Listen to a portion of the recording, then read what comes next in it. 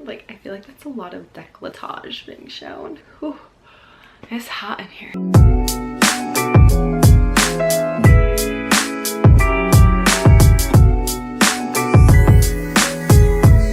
Hey guys, welcome to my channel. My name is Steph. I know around this time of year, a lot of people are moving into dorms. Maybe you're moving out, or maybe you've already moved out, or you know, you're planning on moving out. Whichever state of moving you are in, whether it's the planning phase or the actual like you're moving in tomorrow, there are a few tips and pointers that I wanted to share with you guys on moving out for the first time, what to expect, what you should do, how to prepare yourself.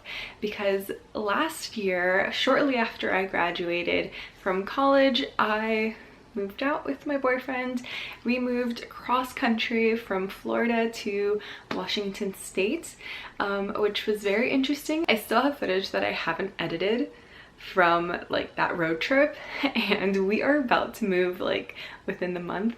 So and I'm planning on filming again during that trip, so maybe I should get to editing that before I move, but probably won't. It's a lot of footage I had to put on a hard drive. If you guys want any tips on that aspect, like the actual driving portion, like planning the drive, how to find apartments when you're in a completely different state, or anything like that, then let me know and I would be more than happy to make that. But today we're gonna go a little bit more broad, and we're going to go over 5 must-know tips before moving out for your first time. One of the most important things for me, at least, is knowing I had enough money. So saving up for a deposit, saving up for the drive if you're driving, basically creating a safety net for yourself to have enough money just in case, you know, because things happen. Sometimes you have to spend an unnecessary amount of money on a mattress or a couch, or maybe the apartment that you have is asking you for first and last month's rent plus a deposit. A lot of apartments do that, so make sure you do your research as far as how much money it is that you actually need to be saving. Like I mentioned earlier, my boyfriend and I did move in together, so we were able to save a joint amount and work together in that aspect, and be able to kind of prepare ourselves in a much shorter amount of time. We realized we were moving like 6 or so months before actually doing it. It's not a lot of time, but it's enough time to like collect a few pennies here and there. Research the area that you plan on moving to, and just research like the general apartment or rental guidelines. Most apartments will have you pay first and last month's rent plus a deposit. If you have a pet, that's an extra deposit. And you know, if your apartment's really cool, which I hope mine is, then they'll give you that deposit back. Or when you sign your lease, they'll tell you like, this is the amount that is possibly refundable, as long as your apartment is in good standing when you move out.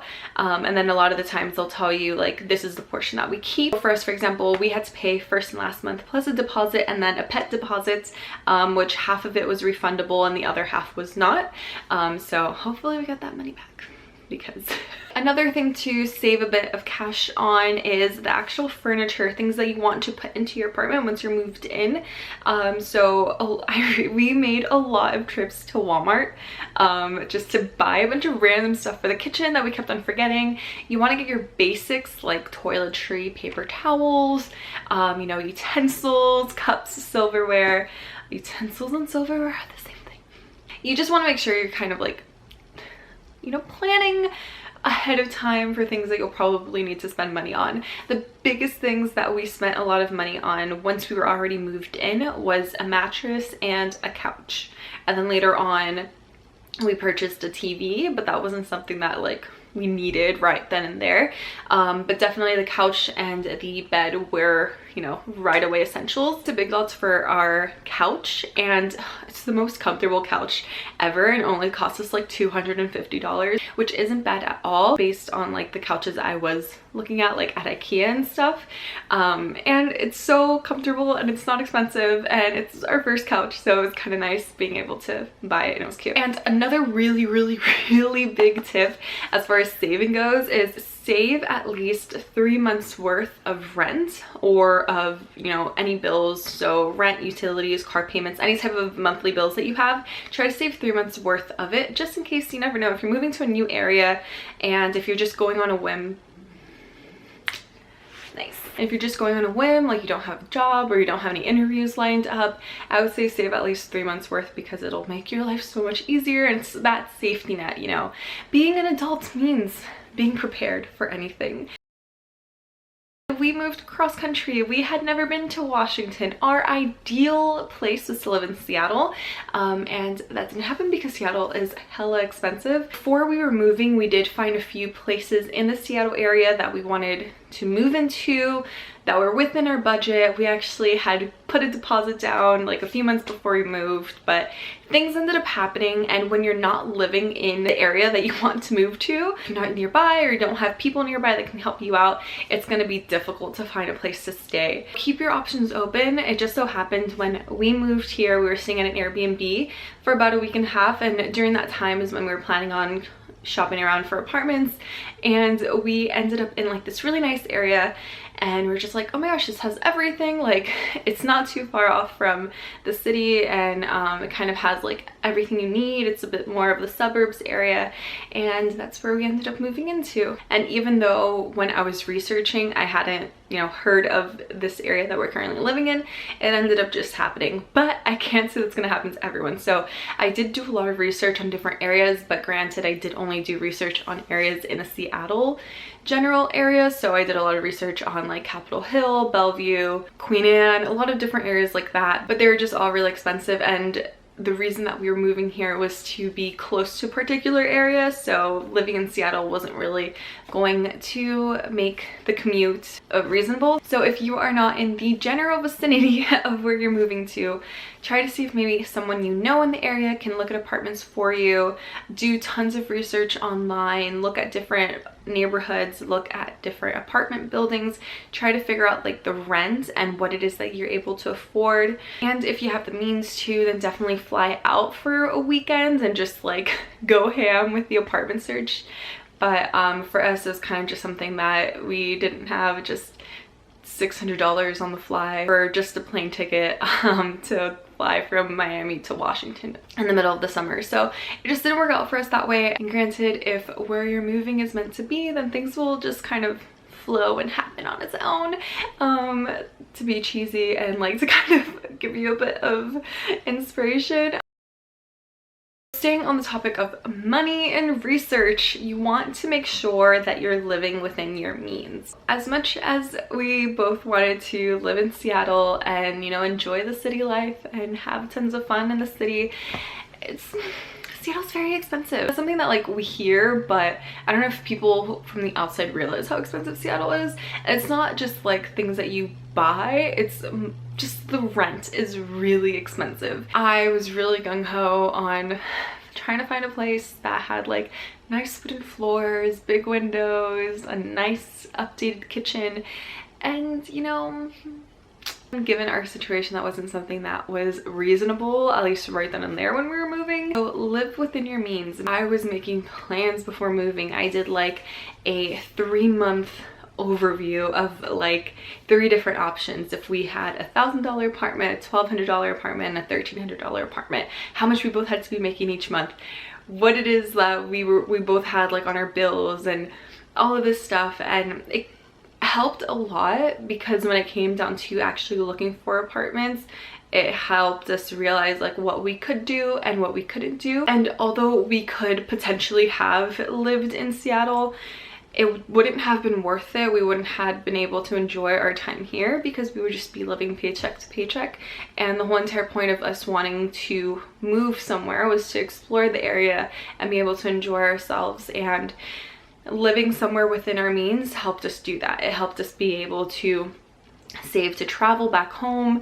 It helped us be able to explore the city and just like, you know, enjoy our environment. So definitely keep all of those things in mind. As glamorous as it would be to, you know, take nice instas or like do a apartment tour of like a really nice and updated space, it's not worth it if it's not going to be making you happy.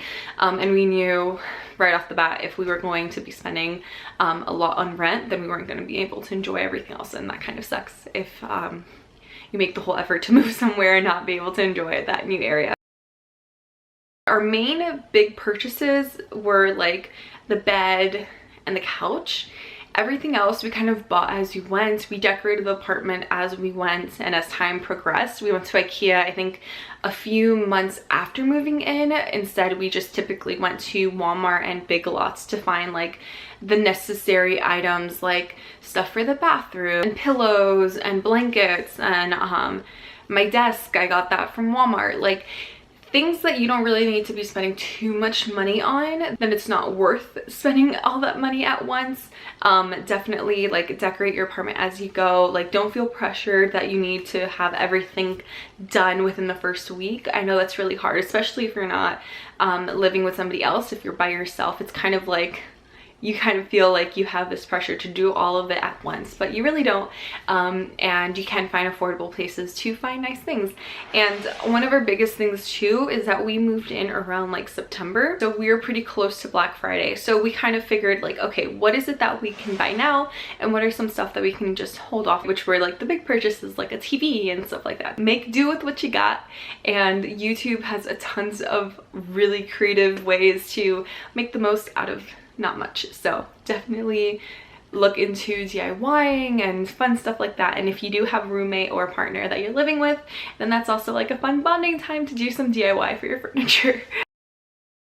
So since my boyfriend and I moved together, we were able to split a lot of the stuff, especially the drive here. We were able to go half and half in a lot of things that we did, a lot of outings, a lot of like just general stuff buying for the apartment. So if you don't have a partner, that's totally okay.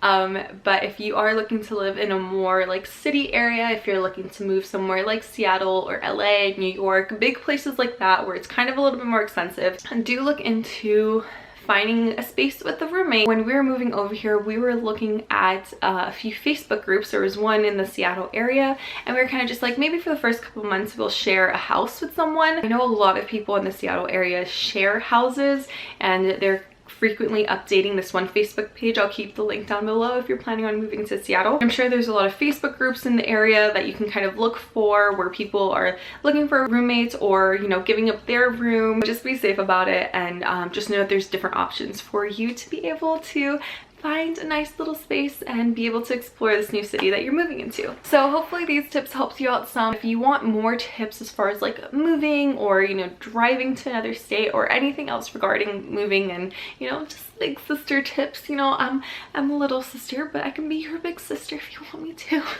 And if you did like this video, please make sure to click on the like button down below, and it lets me know that you guys want more of these types of videos. If you want to see more, you know, I don't just talk about moving. I do a lot of lifestyle stuff, from body positivity to clothing hauls. If you want to see more of that, make sure to subscribe. I will have all of my social media links down below. You can find me on Instagram. I do have a blog as well, and I also have a Twitter, which I want to say I'm like a Twitter queen, but you know, we're not gonna be bragging. So make sure to check out all of that down below, and I will see you guys next time. Bye!